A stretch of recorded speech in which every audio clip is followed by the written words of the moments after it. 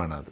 Sir, ಕೊನೆಯದಾಗಿ ಈಗ ಇಷ್ಟೆಲ್ಲ ಮುಗೀತು, ಫೈರಿಂಗ್ ರೌಂಡ್ ಅಂತ ಒಂದು ಪ್ರಶ್ನೆಗಳನ್ನು ಕೇಳ್ತೀನಿ. ಕೇವಲ ನೀವು ಒಂದು ಪದ ಅಥವಾ ಒಂದು ಲೈನಲ್ಲಿ ಆನ್ಸರ್ ಮಾಡಬೇಕಾಗಿರುತ್ತೆ. ಅದು ಸ್ಟಾರ್ಟ್ ಮಾಡೋಣ ಸರ್. ಸಿದ್ದರಾಮಯ್ಯ ಸರ್ಕಾರದ ಒಂದು ಸಾಲಿನ ವಿವರಣೆ ಮಾಡೋದಾದರೆ ಒಂದು ಪದದಲ್ಲಿ ಏನು ಹೇಳ್ತೀರಾ?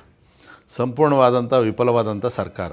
ಯಲಹಂಕದಲ್ಲಿ ಅತಿ ದೊಡ್ಡ ಸಮಸ್ಯೆ ಟ್ರಾಫಿಕ್ಕಾ ಅಥವಾ ನೀರಾ? ಟ್ರಾಫಿಕ್ಕು. BJPಯಲ್ಲಿ ನಿಮ್ಮ ನಾಯಕತ್ವ ಯಾರಿಗೆ ಒಪ್ಕೋತೀರಾ? BS ಯಡಿಯೂರಪ್ಪ ಅವರ ನಾಯಕತ್ವ ಒಪ್ಕೋತೀರಾ ಅಥವಾ ವಿಜಯೇಂದ್ರ ಅವರ ನಾಯಕತ್ವ ಒಪ್ಕೋತೀರಾ? ನಾನು ಒಪ್ಕೊಳೋದು ಯಡಿಯೂರಪ್ಪ ಅವರ ನೇತೃತ್ವನೇ. ಬೆಂಗಳೂರು ಈಗ GBA ಮಾಡ್ತಾ ಇರೋದು ನಿಜಕ್ಕೂ ಅಭಿವೃದ್ಧಿನ ಅಥವಾ ರಿಯಲ್ ಎಸ್ಟೇಟಾ? Real estate. DK ಶಿವಕುಮಾರ್ ಅವರು ಬೆಂಗಳೂರು ಉಸ್ತುವಾರಿಯಾಗಿ ಫೈಲ್ ಆಗಿದ್ದಾರಾ, ಪಾಸ್ ಆಗಿದ್ದಾರಾ?